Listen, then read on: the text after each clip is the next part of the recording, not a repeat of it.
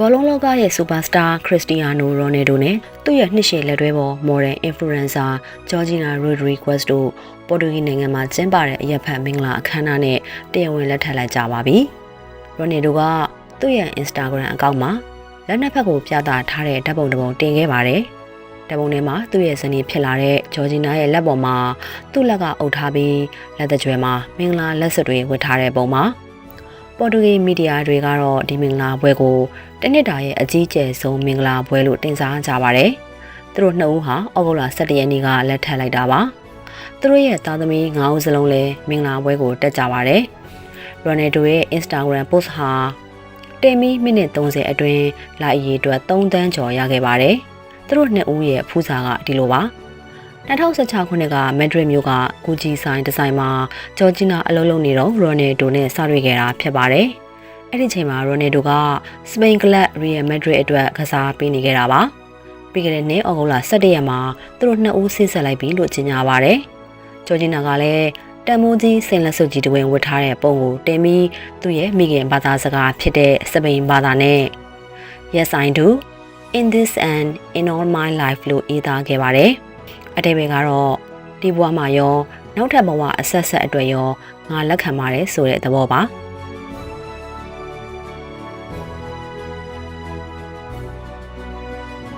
ရိုနယ်ဒိုမှာစုစုပေါင်းသားသမီး9ဦးရှိပြီးအဲ့ဒီတဲက2ဦးကဂျော်ဂျီနာနဲ့ရတာပါဂျော်ဂျီနာကလည်းရိုနယ်ဒိုရဲ့အရင်သားသမီး3ဦးကိုပြုစုပြောထောင်ရမှာအတူပါဝင်ပေးခဲ့ပါတယ်လက်ရှိသူတို့မိသားစုဟာဆော်ဒီအာရေဗျနိုင်ငံရဲ့အမျိုးတော်ရီယက်မှာနေထိုင်နေကြပါတယ်သူတို့နှစ်ဦးရဲ့ပထမဆုံးသမီးလေးအလာနာမာဒီနာကို2019ခုနှစ်မှာမွေးဖွားခဲ့တာပါအငယ်ဆုံးသမီးလေးဘယ်လာကိုတော့2022ခုနှစ်ဧပြီမှာမွေးပါတယ်အဲ့ဒီချိန်မှာပဲတားယောက်ျားလေးတဦးလည်းတပြိုင်နက်တည်းမွေးခဲ့ပေမဲ့မွေးဖွားပြီးချိန်မှာပဲဆုံးမခဲ့ပါတယ်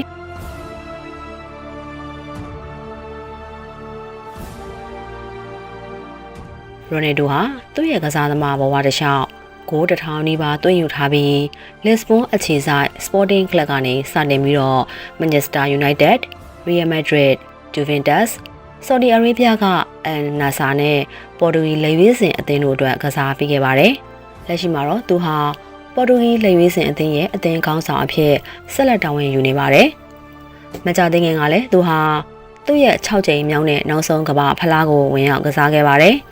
အမျိုးသားကမ္ဘာဖလားပြိုင်ပွဲတွေမှာကစားခဲ့တဲ့အကြိမ်ကြီးအများဆုံးစံချိန်ကိုတော့အာဂျင်တီးနားရဲ့လီယိုနယ်မက်ဆီနဲ့အတူရိုနယ်ဒိုကပူးတွဲရရှိထားပါတယ်။ရိုနယ်ဒိုဟာကမ္ဘာအကောင်းဆုံးဘောလုံးသမားဆုဖြစ်တဲ့ဘလွန်ဒေါကို9ကြိမ်ရရှိထားပါတယ်။ဒါပေမဲ့သူ့ထက်အကြိမ်ကြီးပိုများတာကသူနဲ့နှစ်ရှည်ပြန်ဘက်ဖြစ်ခဲ့တဲ့လီယိုနယ်မက်ဆီဖြစ်ပြီးမက်ဆီကဘလွန်ဒေါကို10ကြိမ်ရရှိထားပါတယ်။ရိုနယ်ဒိုက2022ခုနှစ်မှာစတင်ဝင်ရောက်ကစားခဲ့တဲ့ဆော်ဒီကလပ်Al Nassrနဲ့လည်းစာချုပ်သစ်ချုပ်ထားပါတယ်။ပြီးခဲ့တဲ့နှစ်မှာအသင်းဘက်ကသူဟာနောက်ထပ်2နှစ်စာချုပ်ချုပ်ထားတယ်လို့အတည်ပြုခဲ့တာကြောင့်ရီရဲ့အခြေဆိုင် Al Nassr အသင်းမှာ2028ခုနှစ်အထိဆက်ရှိနေမှာပါ။